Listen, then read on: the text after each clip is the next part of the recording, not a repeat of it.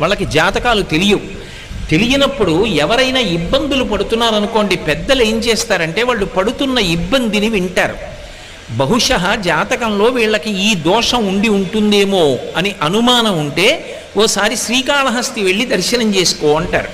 శ్రీకాళహస్తి వెళ్ళి దర్శనం చేసుకోని ఎందుకంటారంటే, లోపలికి వెడుతున్నప్పుడే అపసవ్యంగా వెడతాడు. శివానుగ్రహం, శివుడు శాసిస్తాడు.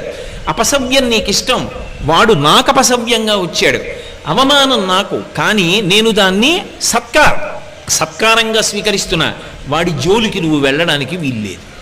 ఎందుచేత అంటారేమో, గ్రహములకు స్వాతంత్ర్యము లేదు. చాలామంది తెలియక శనీశ్వరుడు అంటుంటారు. శనీశ్వరుడు అన్న మాట లేదు అసలు. శనైశ్చరుడు, శనైహి చరహ. ఆయన చాలా మెల్లగా కదులుతాడు, మిగిలినటువంటి గ్రహాల్లాగా కదలడు, చాలా మందంగా కదులుతాడు. కాబట్టి మందుడు అని ఒక పేరు ఆయన.